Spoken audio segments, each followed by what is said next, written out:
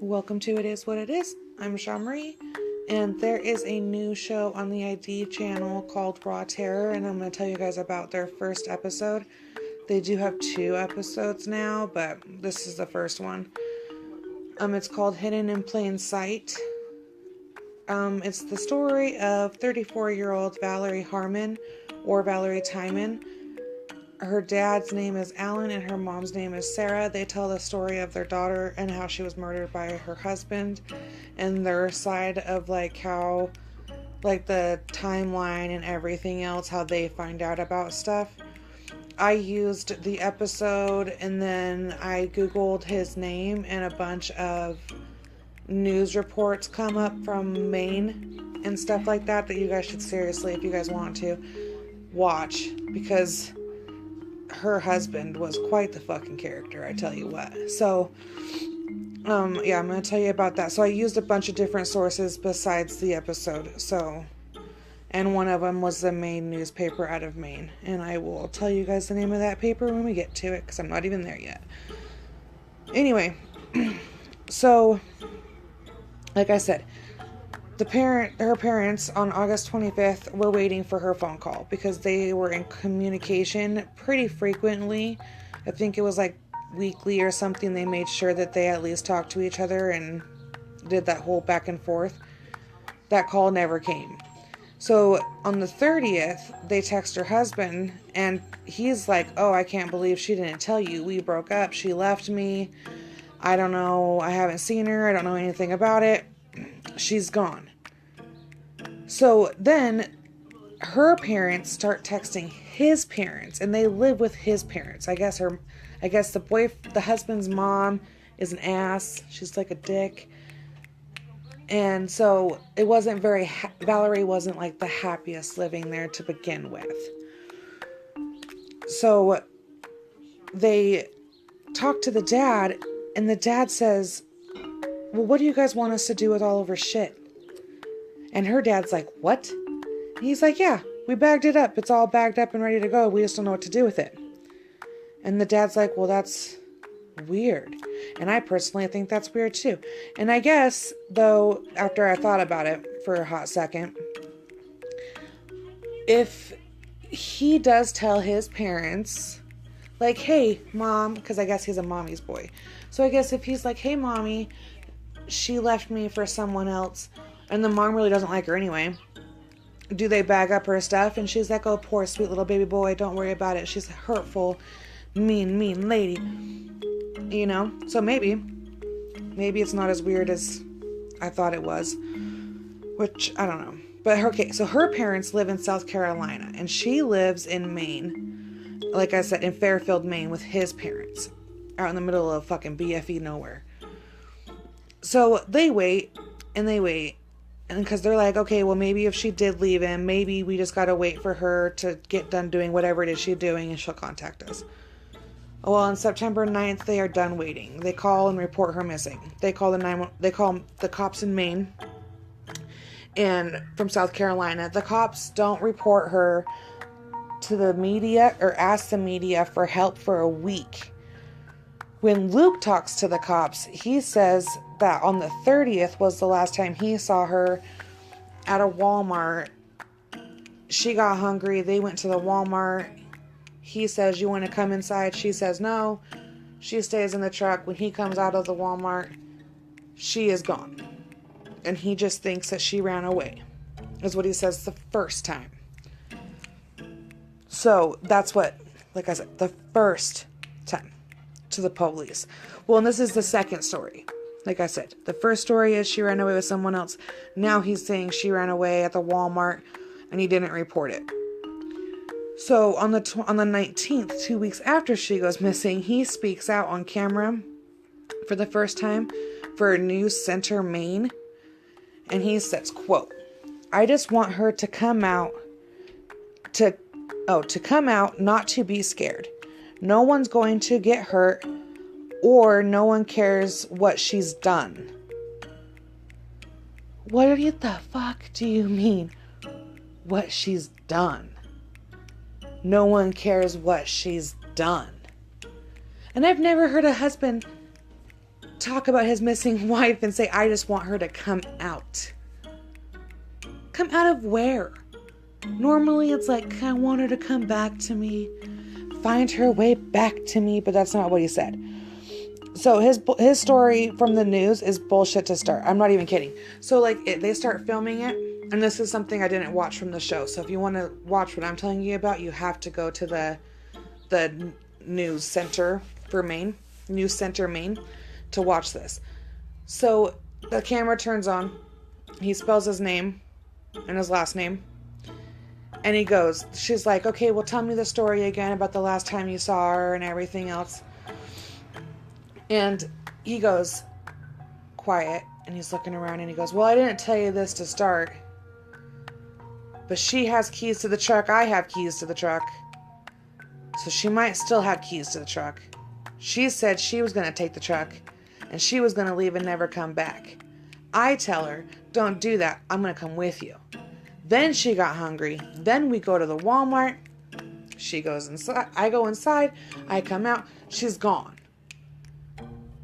Weird. And then he makes the whole statement like, no one cares what you've done. What the fuck?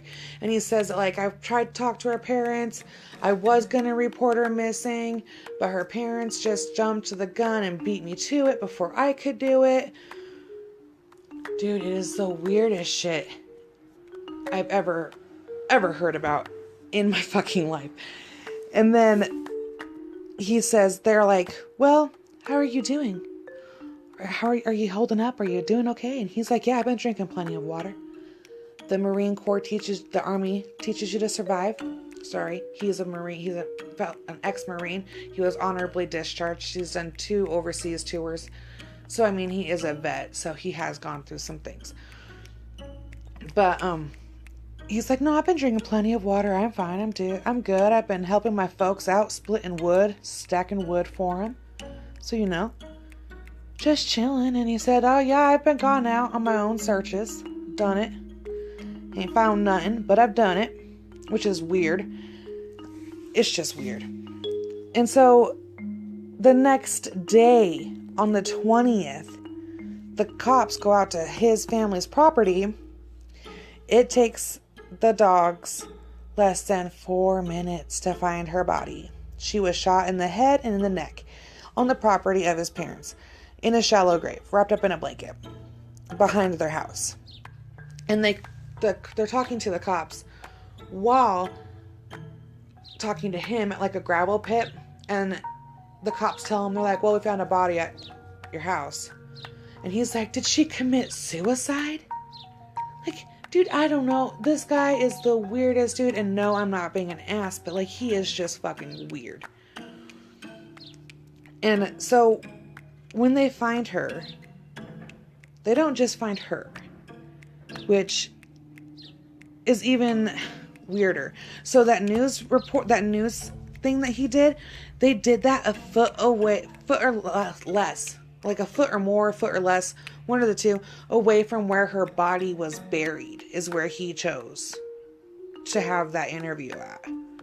So he's doing the interview with her right there, being like, no, I don't know where she is. Crazy time. She ran away. It is so crazy. So, okay, there's other shit too inside the shallow grave with her. There's a half-eaten bag of potato chips, some sweet tarts, a bottle of Gucci Guilty cologne, and a note on an index card. The note reads, to my one and only Joy, flowers forever. I love you, Valerie Joy T. I'll love you forever. Rest in peace. My heart in Jesus. Love, Lukey Bear. And that's his, like, little pet name. He says that she calls him. And in a mason jar is some flower stems and his wedding ring. So, like, she was buried with things that say, he was here. He buried me. So he says he has no idea, but they do arrest him. And when they go around asking people about what they seen in the last time that they actually saw Valerie. What do they see? A lady says that she did see Valerie upset, pacing up and down the driveway on the phone. When they get her social media and stuff, there is an argument between Valerie and a so-called quote-unquote friend about the fact that Luke is having an affair with somebody else, and Valerie's like, no, he's not. And it's a whole big thing that blows up. Well, that night, she calls Luke 31 times. They go unanswered. Okay, 31 calls go unanswered. So you know, every time that phone goes to voicemail, her blood just fucking boiled. Because I'll tell you right now, murder. Don't answer my fucking calls. Oh, dear.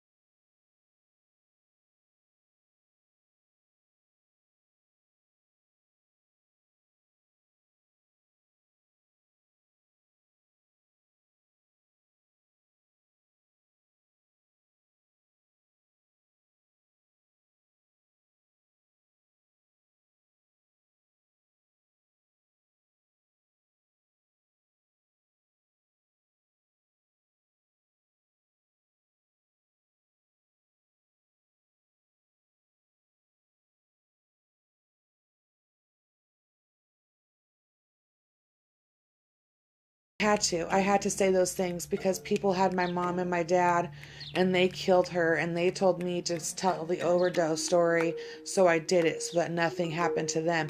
And the reporter has, I'm assuming, the same look on her face that she had during the first one of, what the fuck are you talking about? Like, literally, he does his own closing statement too, and I really wish that they would have had a camera on the jury instead of him, because I'm pretty sure the jury had a bunch of like, what the actual fuck looks on their faces, because I did, sitting at home. I was like, okay, why? That was not good. That was very, very bad. Anywho, so the cops go to the hotel that he was staying at because his house is a crime scene, and they arrest him on September 1st near the hotel. He wasn't at the hotel, he was nearby.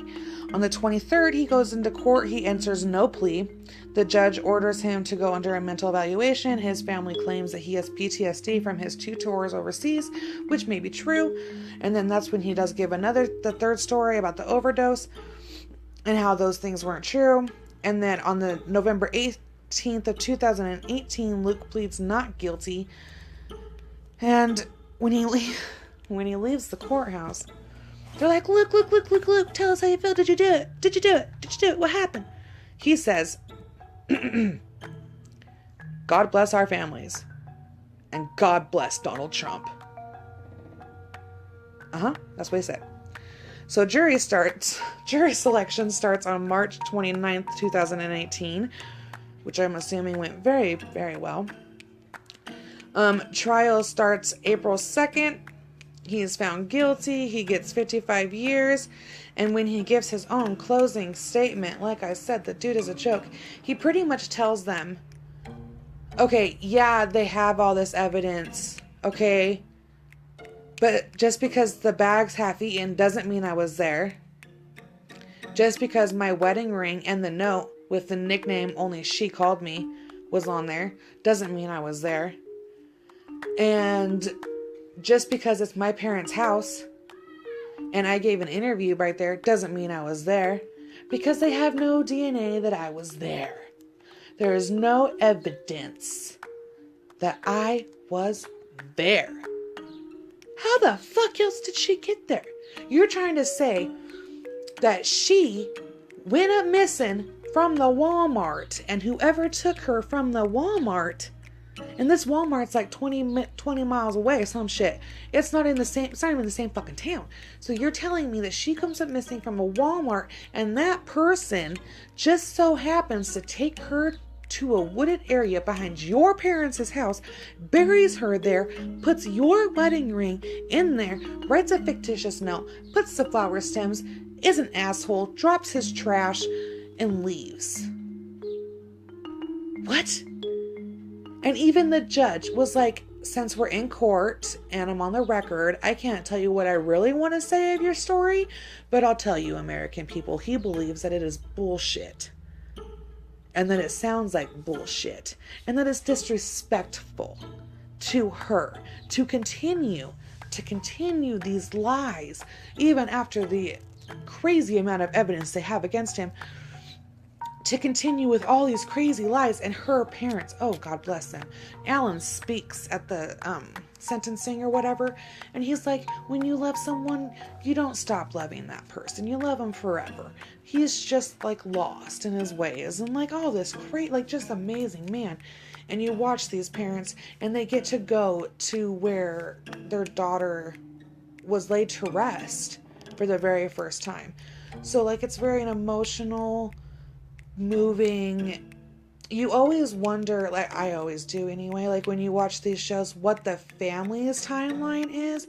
Because like they show you on the show that someone knocks on their door, fucks up their day, and then we find out that's it, you know? Like for the family side, that's it. Like they just get to come on and be like, she lit up her room, and like all those things. That's all they ever get to do. No one ever gets to be like, I was sitting here, I was doing this, and then the cops came, and then this is what happened.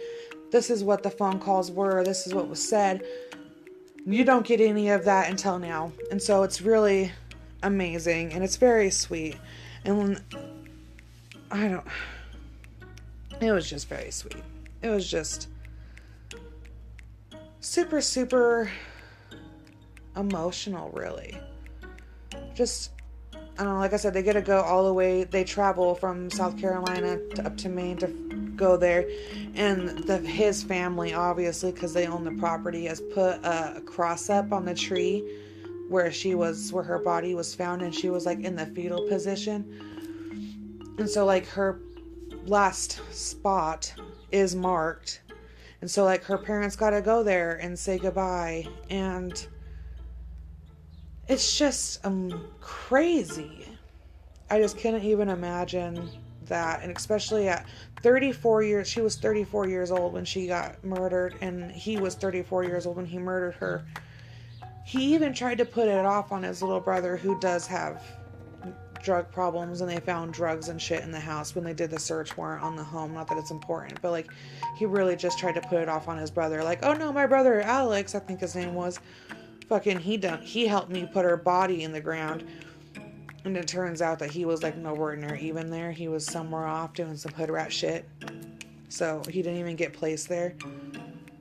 But like and she was a cosmetologist, so like the last time one of her friends saw her is like they had like that hair cutting moment where you just bullshit with your friend, she cuts your hair. And what a great what a great last memory to have of her. So there's just a bunch of cute stuff you guys can find, and she's gorgeous.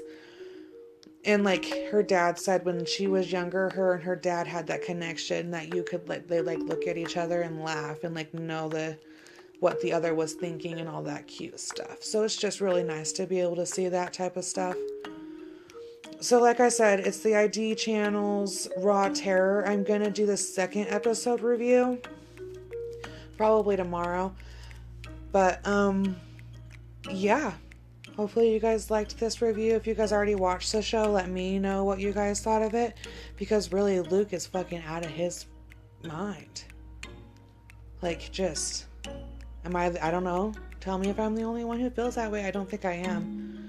Because if you guys watch these clips, and you guys can even go to YouTube and watch them. Wow. Just wow.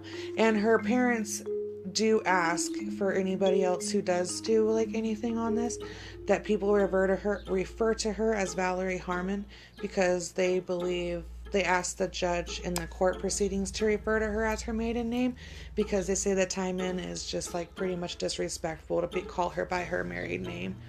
And I agree. So this was the story of Valerie Harmon. Very, very tragic. So yeah, I love all of you, and I will get you guys another episode probably tomorrow. So have a good day. Bye.